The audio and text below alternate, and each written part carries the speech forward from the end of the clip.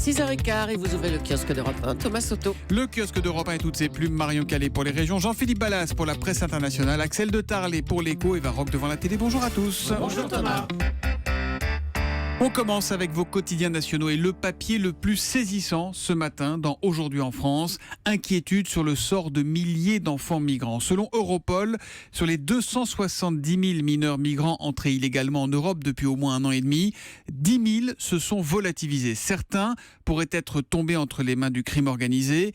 Un responsable d'Europol reconnaît son impuissance. Le fait est que nous ne savons pas où ils sont, ce qu'ils font, avec qui ils sont.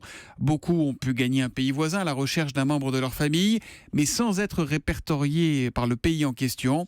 Ce qui est certain, c'est qu'ils sont vulnérables. Dans Libération, la photo toujours insupportable d'un petit garçon retrouvé mort sur le rivage turc samedi. Il ressemble à Elan, vous vous souvenez d'Elan, ce petit garçon qu'on avait retrouvé au mois de septembre. Elan qui a décidément beaucoup de petits frères et de petites sœurs d'infortune. Sinon, la presse a comme un petit accent yankee ce matin. La course à la Maison Blanche débute et le sujet fait la une de La Croix, Libération ou encore des Échos qui semblent avoir déjà choisi son affiche pour la finale et titre Trump-Clinton, la guerre des deux Amériques.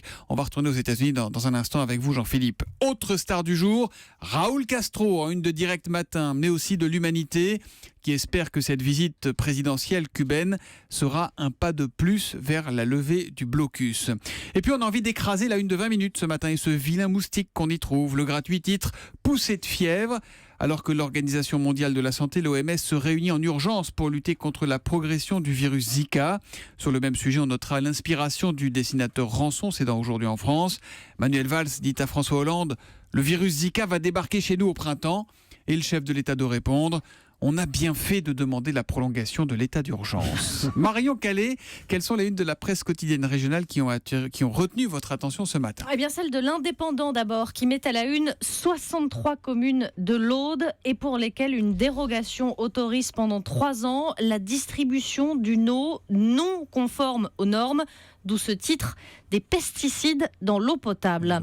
Le malaise dans la Provence au sujet de la vétusté des écoles. On vous avait parlé sur Europe 1 de la lettre ouverte de cette enseignante des quartiers nord. Aujourd'hui, parents, enseignants et élus exigent des moyens de l'État et de la ville. Et puis des étoiles également dans vos journaux, celle du guide Michelin. On connaîtra aujourd'hui le palmarès et à l'Alsace de souligner la bonne étoile justement des restaurants de la région. L'histoire du jour nous emmène au musée à Charleville-Mézières. Bon, alors dit comme ça, c'est pas très vendeur et pourtant. Mais pourtant, c'est peut-être le moment, Thomas, d'aller faire un tour dans les Ardennes parce que le musée Rimbaud à Charleville-Mézières vient d'être classé, figurez-vous, parmi les 10 meilleurs nouveaux musées du monde par le quotidien britannique Le Guardian.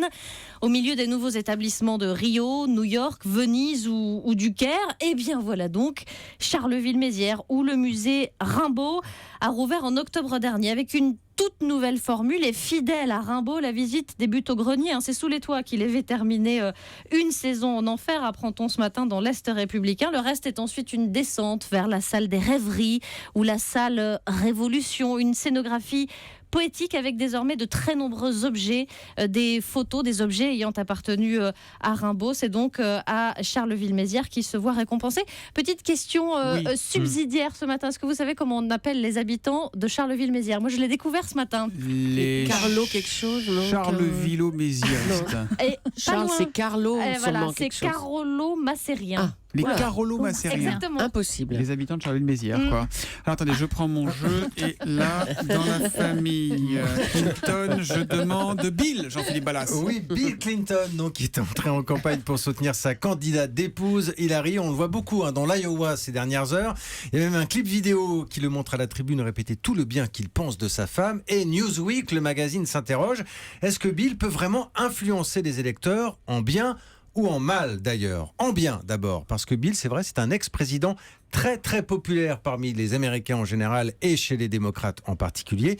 Hillary l'a surnommé son arme pas si secrète. Et pourtant, comme le constate Newsweek, seulement 12% des personnes interrogées seraient tentées de voter pour l'ancienne première dame en raison de son mariage. Pas d'effet manifeste donc. En mal maintenant, parce que c'est vrai que Bill traîne derrière lui quelques scandales, dont la célébrissime affaire Monica Lewinsky. D'ailleurs, dont le camp républicain Donald Trump ne se gêne pas pour y faire régulièrement allusion.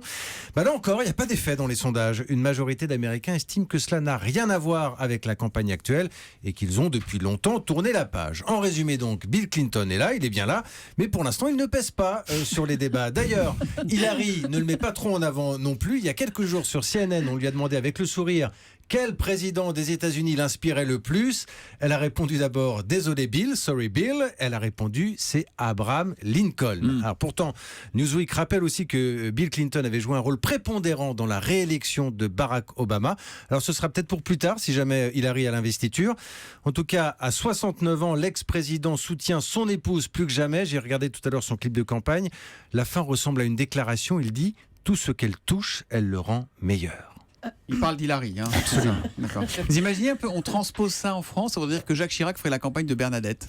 Oui. Ouais, oui. Mais oui. Hein, c'est quand même une curieuse culture politique aux États-Unis. Voilà.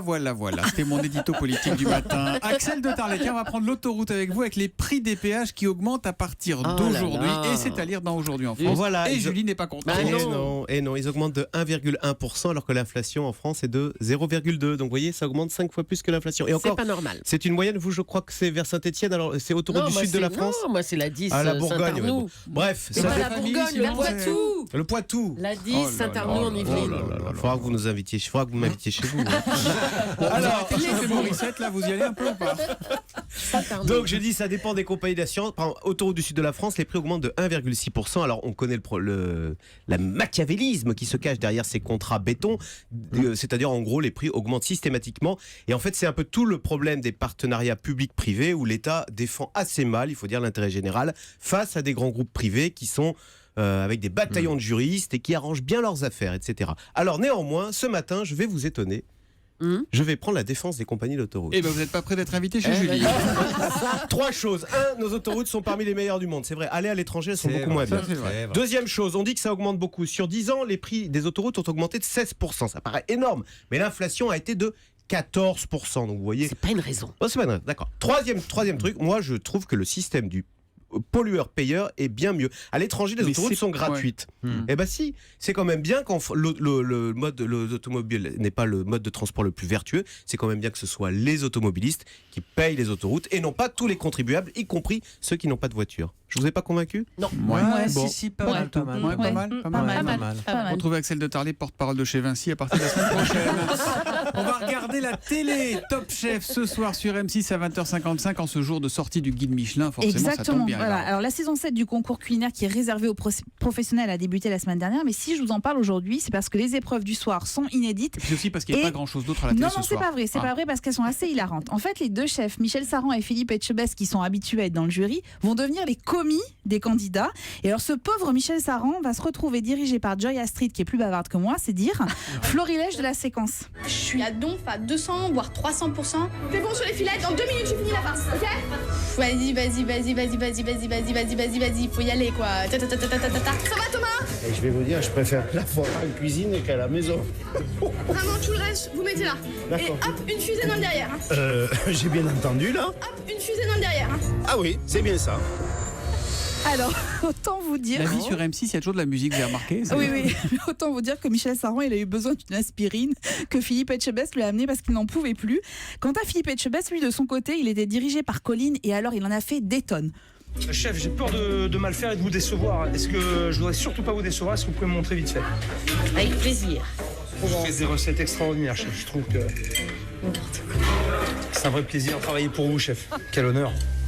Philippe Etchebest, il prend beaucoup de plaisir à jouer son rôle de commis, mais c'est vrai que ça me déstabilise un petit peu. Il y a un moment où je me dis, attends, mais il se fout de ma gueule. Non, non, pas du tout. On dirait un peu quand même. Pas du tout.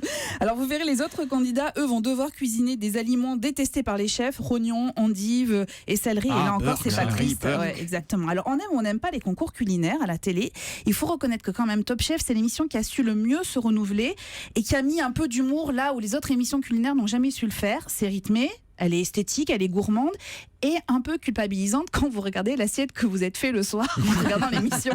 Pour moi, c'est un peu coquillé de jambon, donc je suis toujours un peu Vous allez regarder ce soir? Vous allez regarder? Mais non, je l'ai regardé hier soir déjà. Je ne vais pas la regarder ce soir encore une fois. Vous auriez tweeté La photo de vos coquillettes jambon. Ah, si vous voulez, je le fais. Non, D'accord. non, s'il vous plaît, surtout pas. Top Chef sur M6 à 20h55. En revanche, Axel, je crois qu'Eva est prête à vous inviter à partager Pour cette coquillette jambon. une coquillette partie.